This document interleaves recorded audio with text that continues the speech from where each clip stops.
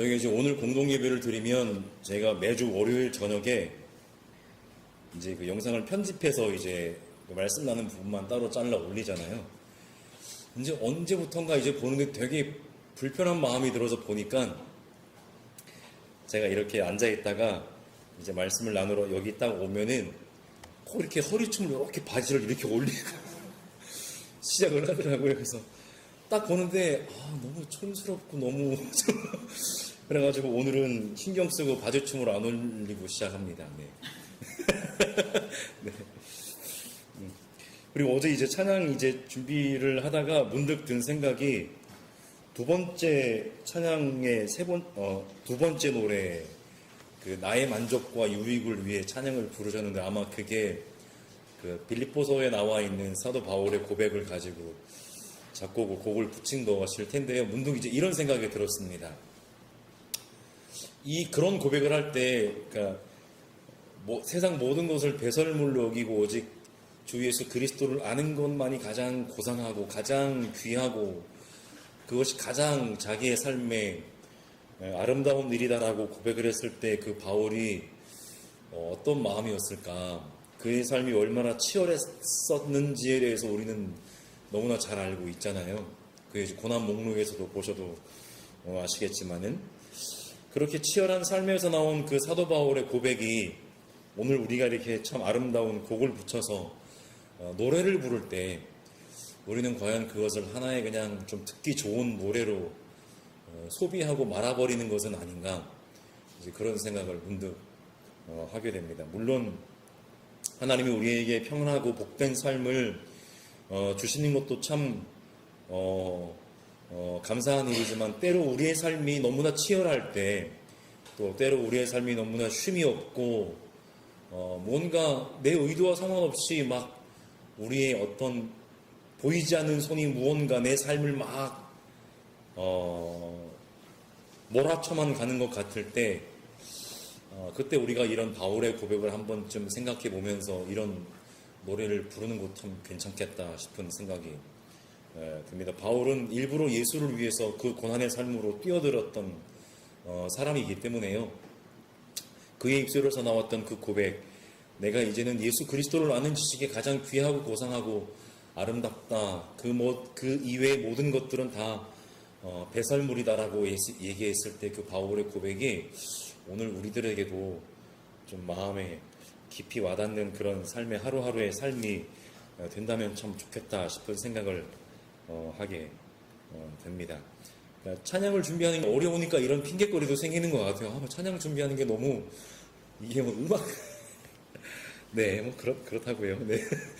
오늘 이제 본문을 계속해서 살펴보시는데 그 마가복음서, 오늘은 마태복음서를 보셨지만은 마가복음서의 이야기를 따라 공관복음서도 마찬가지겠지만 그 빌립보의 가이사랴에서 예루살렘으로 가던 도중 가버나움에 도착했던 이야기를 이제 살펴보셨던 거 기억하실 겁니다.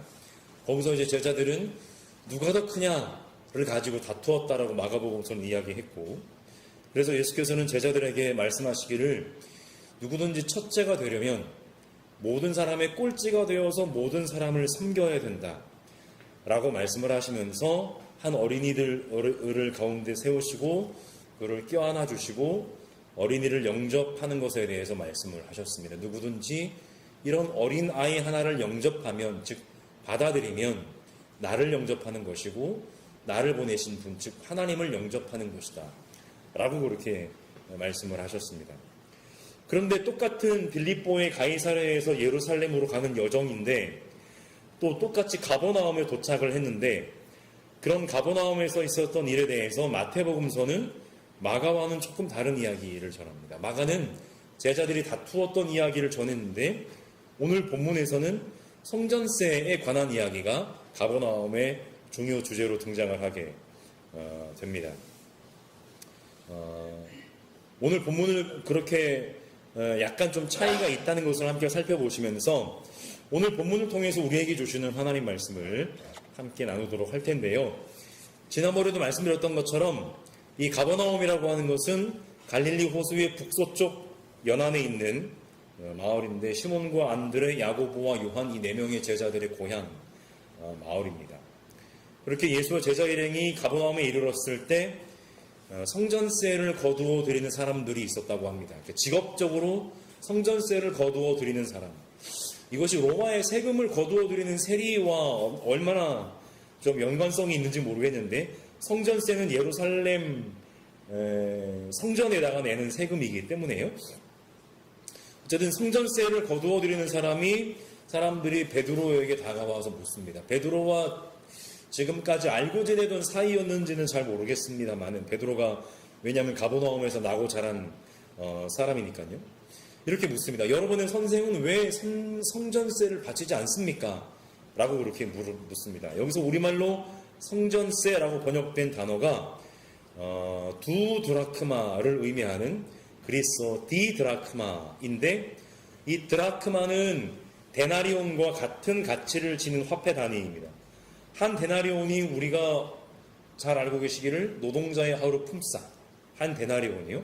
그러니까 두 드라크마는 즉 두 데나리온, 노동자의 이틀치 품삯에 해당하는 액수였습니다. 오늘과 절대적으로 비교하긴 그렇지만 최저임금으로 비교해보면 약 한 20만 원 좀 덜 되는 그런 정도의 금액을 매년 한 번씩 성전세라는 명목으로 유대인 20살 이상의 남자들은 내야 했었다라고 하는 것이죠. 그런데 그 당시에 노동자의 하루 품삯이라고 하는 것, 그렇게 한 데나리온을 받아서는 그 수많은 대가족들이 먹고 살기에도 빠듯한 그런 금액인데, 그것을 이틀치를 꼬박 다 성전세를 내야 된다. 이것은 그렇게 적은 부담은 아니었을 겁니다. 근데 이제 본래 성전세라고 하는 것이 출애굽기 30장에서 그 기원을 찾아볼 수 있는데, 잘 아시는 것처럼 출애굽한 이후 20살 이상의 모든 유대인 남성 성인들은 그 회막이라고 하는 것이요, 광야에서는 돌로 지은 성전이 아니라 천막으로 지은 회막이 있었는데, 그 회막에 봉사하고 회막을 유지하는 비용으로 사용될 이른바 속전을 내야 되는데, 속전, 이것은 성서의 화폐인 세겔로 반세겔에 해당하는 금액입니다. 이것이 속전인 이유는 목숨값으로 이해되기도 하기 때문입니다. 속죄의 의미, 내 죄가 용서받은 의미로 내는 것이기 때문에 이게 조금 표현이 좀 거칠긴 하지만 그냥 목숨값으로 이해를 하시면 가장 쉽습니다. 일종의 목숨값으로 이해되기도 하는 이 속전을 드리는 데 있어서는 딱 반세겔, 여기는 부자와 빈자의 차별이 없습니다. 부자라고 더 내고 싶어도 더 낼 수도 없고, 아이 나 돈 많은데 더 내지 뭐, 이렇게 더 낼 수도 있는 것도 아니고, 아무리 가난하다고 해도 이 반세겔만큼은 누구든지 내야 되는 그런 돈, 세금이라고 해야 될까요? 성전세였다는 겁니다. 그래서 이 성전세의 기원이 되는 이 회막세금, 출애굽기에 나온 이 회막세금이 왜 반세겔인가라고 하는 이유에 대해서요, 제가 이 책을 한 권을 찾아보니까 그 한신대학교의 김창주 교수라는 분은 이제 이렇게 얘기합니다. 본래 세겔이라고 하는 것은 어떤 돈의 화폐 단위가 아니라 도량형의 표준적인 단위인데, 한 대, 두 대, 한 말, 두 말 할 때 도량형의 표준적인 단위인데, 이 에스겔이 하루 음식으로 23개를 섭취했다는 것이 에스겔서 4장 10절에 나오는데요. 그렇다고 한다면 한 사람이 하루에 23개의 음식을 먹을 수 있다면 반세겔의 양이라고 하는 것은 그렇게 많은 양은 아닐 겁니다. 3분의 1로 나눠도 6세겔이 6세겔이 한 끼의 분량이라고 한다면 반세겔은 정말 그렇게 큰 양은 아니라고 할 수가 있겠습니다. 그렇게 부담스럽지 않을 만큼의 액수라는 것이죠. 동시에 이 알파벳의 숫자의 의미를 가진 히브리어 단어에서 세겔이라고 하는 단어의 철자들의 이 뜻하는 숫자의 합이 무엇과 같은가 하면은 히브리 말로 영혼을 뜻하는 네페시의 철자들이 뜻하는 숫자의 합과 똑같습니다. 430입니다. 그런 뜻에서 이 세겔이, 이것은 사실은 되게 좀 우화적인 해석이긴 한데, 어쨌든 세겔이 영혼과 똑같은 의미를 가진 일종의 비유적인 단어로 볼 수 있다면, 반세길이라고 하는 것은 영혼의 절반, 즉 하나님 앞에서의 겸허한 마음을 뜻한다고 합니다. 그러니까 적은 양이기 때문에 아무리 부자라고 해도 야 그거 내가 얼마든지 더 낼 수 있어, 더 낼 수 있는 건 아니고, 적은 양이기 때문에 아무리 가난한 사람이라도 조금만 아끼면 얼마든지 낼 수 있는, 그러나 그것이 무려 생명, 목숨값으로 하나님이 받아주시는 그런 세금이 성전세라고 하는 것이고, 그것을 내면서 우리가 하나님 앞에 자고하고 교만할 수가 없다라고 하는 것은 이것이 영혼의 절반이라는 의미로 하나님 앞에 자신의 상한 심령 혹은 겸허한 마음을 드리는 것이 바로 성전세의 기원이라고 하는 겁니다. 이런 기원을 가진 성전세는 20살 이상의 유대인이라면 누구에게나 부과되는 그런 것이었고요.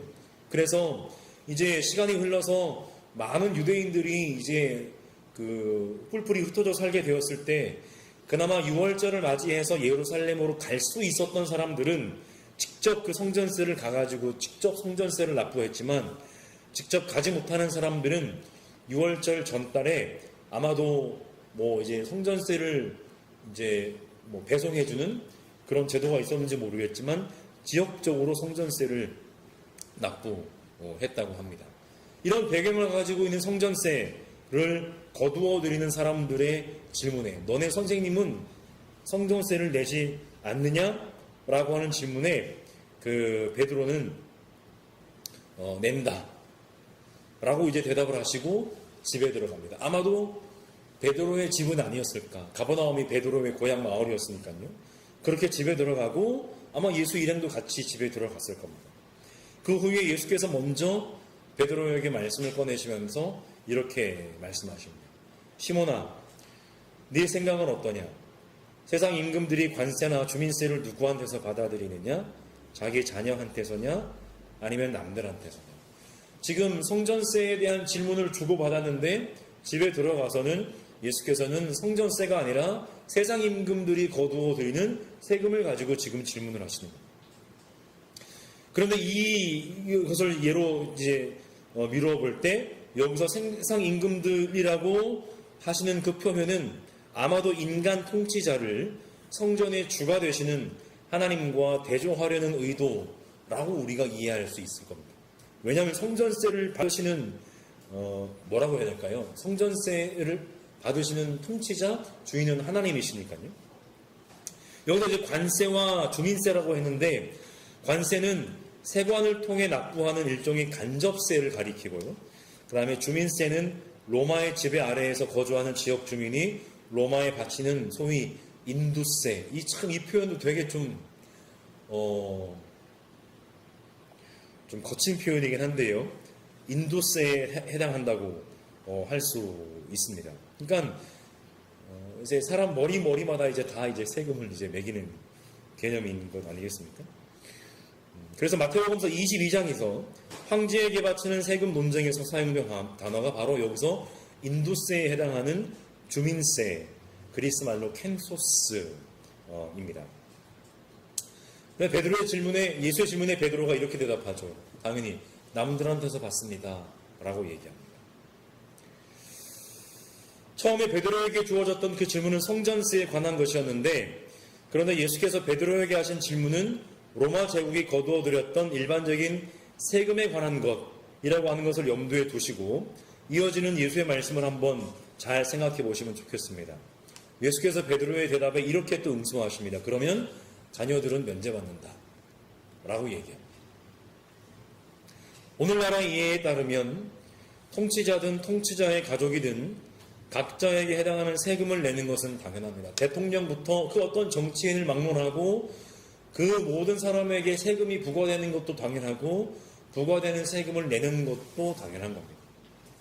하지만 고대 사회에서 세금은 그렇지 않았던 것 같습니다. 다시 이야기의 주제가 성전세라는 것을 감안해서 예수의 질문을 생각해 보시면 성전세를 거두어 들이는 통치자는 바로 하나님이십니다. 그렇다면 고대의 세금 납부에 대한 인식에 따르면 하나님의 아들이신 예수는 바로 성전세를 납부해야 되는 의무에서 제외가 됩니다. 왜냐하면 하나님의 아들이시니까요. 빌립보의 가이사랴에서의 일화 이후에 당신의 죽음과 부활을 처음 예고하신 예수께서는 소위 변화산 위에 올라가셨고 거기서 다시 한번 하나님의 음성을 통해 이는 내 사랑하는 아들이다 라고 하는 것이 확인되었다는 것을 우리는 잘 알고 있습니다. 그렇다면 이야기의 맥락상 오늘 세금에 관한 논쟁에서 특히 성전세에 관한 부분에서 하나님의 아들이신 예수는 성전세를 내야 되는 의무와는 아무 상관이 없는 분이시라는 것을 오늘 복음서가 다시 한번 이야기하고 싶었던 것이죠. 이분은 하나님의 아들이시다 라고 하는 겁니다. 그런데 예수께서는 오늘 본문에 보시면 계속해서 말씀하시는데 사실은 너무 수수께끼와 같은 말씀이 이어집니다. 이렇게 말씀하십니다. 그러나 우리가 그들을 걸려 넘어지지 않도록 해야 하니 네가 바다로 가서 낚시를 던져 맨 먼저 올라오는 고기를 잡아서 그 입을 벌려보아라. 그러면 은전 한 잎이 그 속에 있을 것이다. 그것을 가져다가 나와 네 몫으로 그들에게 내어라. 여러분 이 과정을 한번 잘 생각을 해보십시오.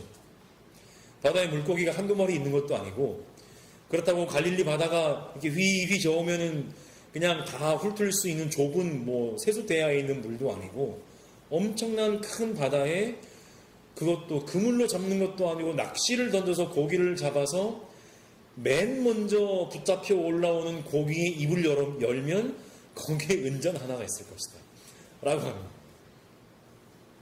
차라리 로또를 사고 말겠습니다. 네.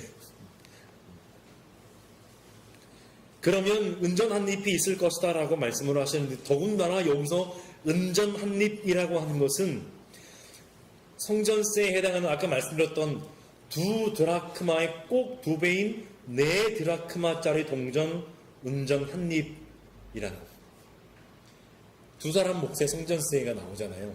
그러면 그것을 가져다가 나와 너의 몫으로 내라는 거예요. 이게 그대로 된다면 얼마나 좋겠습니까? 그래서 사실 오늘 본문 마지막 절의 말씀은 여러모로 궁금증을 자아내게 하는 대목이라고 하지 않을 수가 없습니다. 이 말씀대로 이루어질 것을 확률적으로 표현하자면 말씀드렸던 것처럼 복권을 파는 집에 가서 야 내가 아무개 숫자를 알려줄 테니 이런저런 숫자를 표기해서 복권을 사면 그대로 당첨될 거예요. 얘랑 똑같은 거예요. 백날에도 안 됩니다. 이렇게 말씀을 드리면 안 되잖아요, 제가. 좀 비약적으로 들리실지는 모르겠습니다만은 공교롭게도 오늘 본문은 잘 한번 살펴보십시오. 예수의 말씀으로만 끝이 날 뿐 베드로가 예수의 말씀 그대로 했더니 그 말씀이 그대로 이루어져서 두 사람의 몫에 해당하는 동전을 찾아서 성전세를 냈다라고 얘기하고 있지는 않습니다. 좀 침묵하고 있습니다. 그대로 되었느냐의 여부에 대해서는 얘기를 하지 않습니다. 그래서 솔직히 말씀드리자면 이 말씀이 그대로 이루어졌는지 우리는 알 길이 없습니다. 왜냐하면 핵심은 성전세를 냈느냐 안 냈느냐가 중요한 게 아니라 조금 전에 말씀드렸던 것처럼 이분은 본래는 성전세에 해당한 거는 그 세금이 면제되는 하나님의 아들이시다라고 하는 것을 본문이 얘기하고 싶었던 것이죠. 그러나 또 한 가지 하나님의 아들이신 그 예수 그리스도와 함께 다녔던 제자들, 이 제자 무리가 어떠한 삶을 살았는지에 대해서 이 본문이 은연중에 잘 보여주고 있는데 프랜스라는 신약 성서학자는 이 본문을 가지고 이렇게 이해를 하고 얘기를 합니다.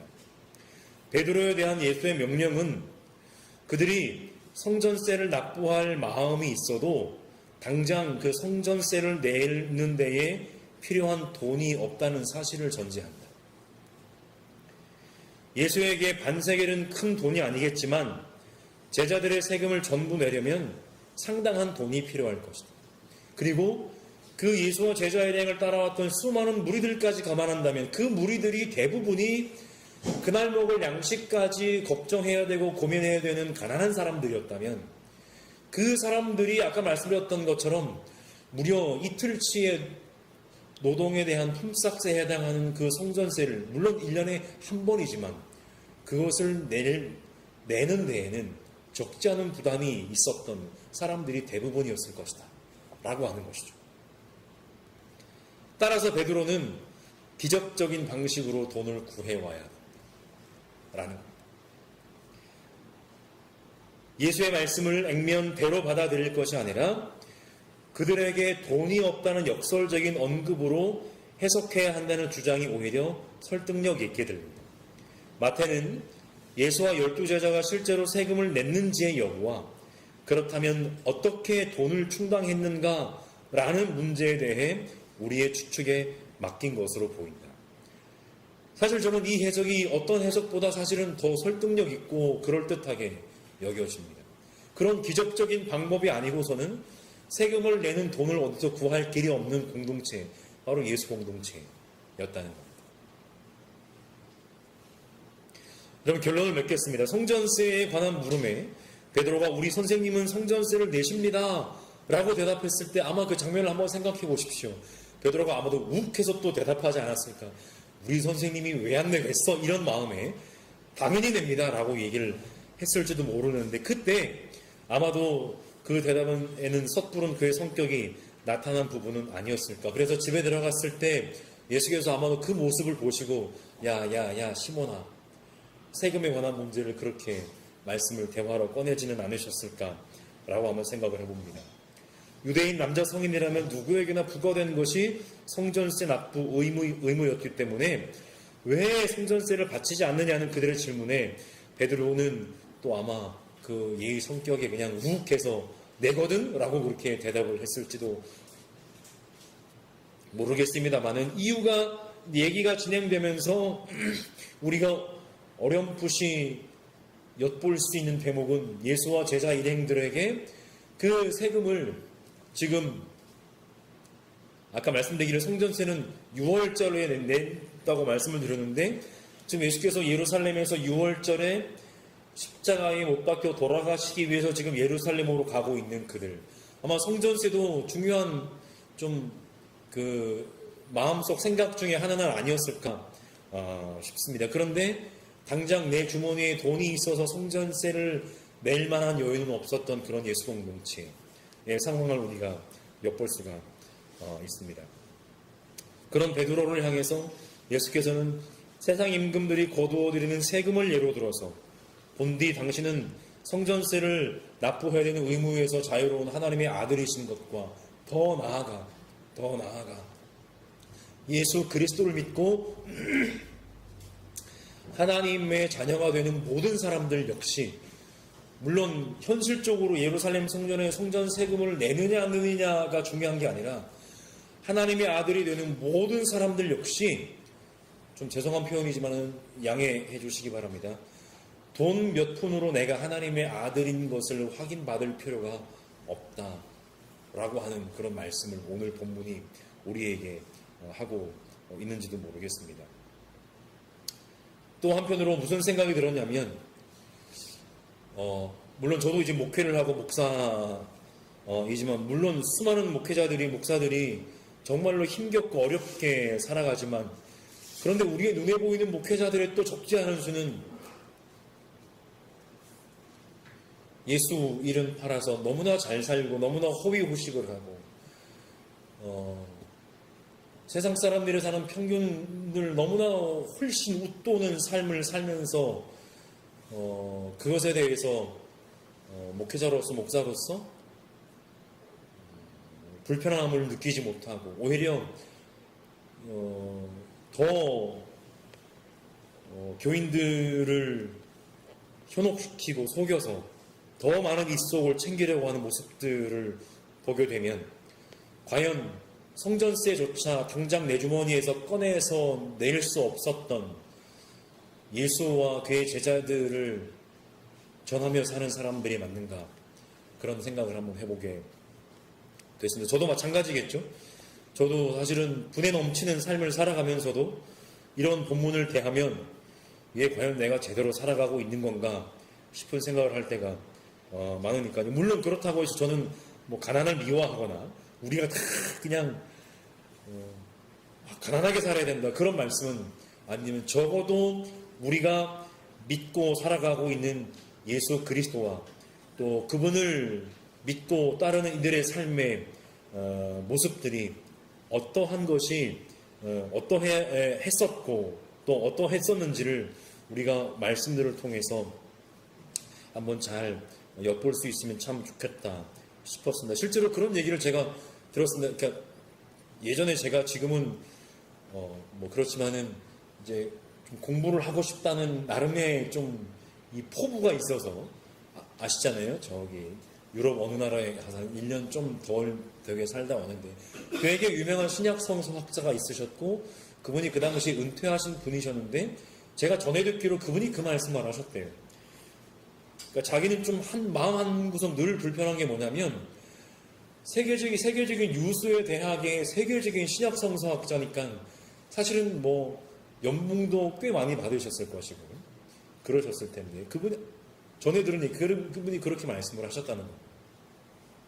내가 연구하고 가르치는 예수는 가난한 분이셨는데 그를 배우고 가르치는 나는 왜 이렇게 부자로 사는 건지 참 이게 아이러니다 라고 그렇게 말씀을 하셨다라고 하는데 어쨌든 오늘 본문을 통해서 오늘 우리 전주 보금자리 교회도 내가 예수를 믿고 우리가 예수 공동체로서 어떤 삶을 살아가야 될지 어떤 또 삶을 우리가 어떤 모습을 가지고 살아가야 될지를 진지하게 늘 생각하시면서 살아갈 수 있는 공동체가 되어가기를 날마다 되어가기를 간절히 소망합니다.